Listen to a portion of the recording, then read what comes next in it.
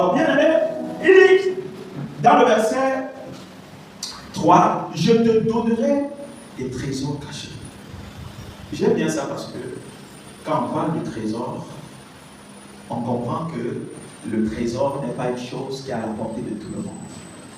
Le trésor est habituellement caché. Le trésor n'est pas à la portée de tout le monde. Tout ce qui est précieux, tout ce qui est glorieux, tout ce qui est grand n'est pas à la portée de tout le monde. Les bonnes choses ne sont pas à la portée de tout le monde. Les bonnes choses sont à la portée de ceux qui sont courageux et capables d'aller les chercher. C'est pourquoi il dit, je te donnerai des trésors cachés, des richesses enfouies, afin que tu saches que je suis l'Éternel. Comment nous savons qu'il est Dieu? Nous savons qu'il est Dieu parce qu'il peut nous donner ce qu'aucun homme ne peut nous donner. Nous savons qu'il est Dieu parce qu'il est capable de rendre possible ce que l'homme a trouvé impossible. Si nous l'appelons Dieu, c'est parce qu'il a la capacité de faire au-delà de ce qu'un homme est capable de faire. C'est là où l'homme s'arrête que lui commence. Je ne sais pas là où un homme s'est arrêté dans ta vie, mais c'est là où il va commencer. On amène le mélange. Je dis que je ne sais pas là où un homme s'est arrêté, mais ce que je sais, c'est que là où un homme s'est arrêté, c'est là où il va commencer. Donc moi, un amène comme un homme. Alors bien aimé, il dit ceci, je te donnerai des trésors cachés, des richesses enfouies, afin que tu saches que je suis l'Éternel, qui t'appelle par ton nom, le Dieu d'Israël. Bien aimé, les forces d'opposition, telles que tout à l'heure j'étais en train de le dire, sont des forces qui sont méchantes. Les forces d'opposition sont des forces de méchanceté. C'est-à-dire, ce ne sont pas des forces qui ont une raison valable pour te tenir. Mais ce sont des forces qui se réjouissent du fait que tu sois là et que tu ne bouges pas. Ça n'a pas une raison. Ça n'a pas une raison. Si tu poses la question à une force d'opposition, mais pourquoi tu te poses à cette personne? Tu vas dire non, tout ce que je veux, c'est que cette personne doit souffrir. Ce sont des forces qui aiment l'esclavage. Ce sont les forces d'opposition qui maintiennent dans l'esclavage. Ces forces n'aiment pas voir ce qui est bien.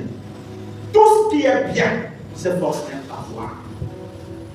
Bref, bien aimé, toutes les choses qui s'annoncent positivement dans ta vie, chaque chose qui est bien et qui s'annonce positivement dans ta vie, les forces d'opposition, dès qu'ils sont au courant, ils se lèvent. J'ai dit bien, écoute-moi bien, que dès lors où ils sont au courant, ça veut dire que tu peux évoluer sans toutefois qu'ils ne soient au courant. C'est pourquoi il ne faut pas dire n'importe quoi à n'importe qui. Joseph, il fait une révélation. Il a une révélation. Dieu le visite et lui montre la vérité. Il se lève et il dit cela à ses frères. Les frères de Joseph, habités par les forces d'opposition. Si ce n'était pas la grâce de Dieu, les frères de Joseph tuaient Joseph. Et vous savez, les forces d'opposition ne s'opposent pas seulement à ta destinée, ne s'opposent pas seulement à tes projets, mais sont capables, ou si la possibilité leur a été donnée, ils sont capables même de te tuer. Le but, c'est que tu n'arrives jamais à accomplir cela. Fais donc attention. À qui tu parles, à qui tu te confies, à qui tu partages tes projets. On peut, à un moment donné, être ensemble si je n'ai pas la révélation que tu as à mon esprit et qu'on partage le même esprit. On sera des bons amis, mais il y a des choses que je ne peux pas te dire. Ok. Même si c'est qu'on a encore le même esprit, il y a encore une dimension où quand Dieu te parle, tu te tais. Ton silence m'inquiète. Je dis ceci. Quand Dieu a appelé Moïse à la montagne, quand il a parlé à Moïse, pourquoi est-ce qu'il n'a pas appelé tout le monde? Il a appelé seulement Moïse. Parce qu'il y a des choses que quand tu les connais, tu te t'énerves. Tu laisses que l'enfant là sorte de l'œuf. Il grandit. Il soit solide avant de parler de lui. Dieu dit à Joseph, fuis avec l'enfant, sinon Hérode va tuer l'enfant. Mais l'enfant là était Jésus, l'enfant là était Dieu. Mais pourquoi il fallait fuir avec Jésus? Tout simplement parce que le fait de ne pas vite mettre dehors ce que tu dois faire te protège. Et cache aux forces d'opposition de savoir ce que tu es en train de faire. Lorsque les forces d'opposition, lorsque tu atteins la dimension qu'il faut, lorsque les forces d'opposition s'élèvent, ils s'élèvent en retard. Pourquoi? Parce que là où ils pouvaient s'opposer, ils ne peuvent plus parce que tu as traversé. Amen.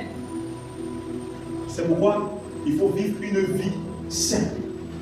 Une vie où tu dois être caché. Il faut qu'on se pose juste la question, et on a vu telle chose. Ça m'appartient à qui alors que tu es là à côté? Ne te montre pas. Tes œuvres parlent déjà beaucoup, toi-même ne parle pas. Tu fais les œuvres pour que ces œuvres parlent. Et toi, tu n'as plus besoin. Quand tu parles, tes œuvres parlent, ça devient le bavardage. Et le bavardage n'est pas bien. La Bible déclare que la bouche ne va pas beaucoup. On a parlé de bavardage, mais on n'a pas dit parler. Quand tes œuvres parlent, toi, tu dois te taire. Donc, bien aimé, il faut savoir que ce sont des forces que dès lors ils sont au courant de quelque chose de bon, ils se lèvent. Donc il faut faire attention. Même celui à qui tu parles ne peut ne pas être mal intentionné, mais lui-même est habité d'un esprit dont il n'est pas au courant. Et nous fonctionnons dans un monde spirituel habité par les autels. Même si c'est à ton épouse même, et que tu elle peut être là, elle n'est pas délivrée. Je suis en train de dire quelque chose qui élève. Bon, je vais évoluer si ça t'énerve. Voilà ce que je suis en train de dire. Je suis en train de dire ceci. Que les forces d'opposition se servent des antennes. De fois, quelqu'un n'est pas délivré, lui-même ne sait pas qu'il est dans une position qui transfère les informations dans le monde des ténèbres. Il est même content, il participe même à ton bien. Mais sauf qu'il est habité d'un esprit qui fait échouer les projets. Mais si tu n'as pas les yeux spirituels, au moins sois sensible, observe au moins. Quand tu as dit à quelqu'un quelque chose une fois, ça va marcher.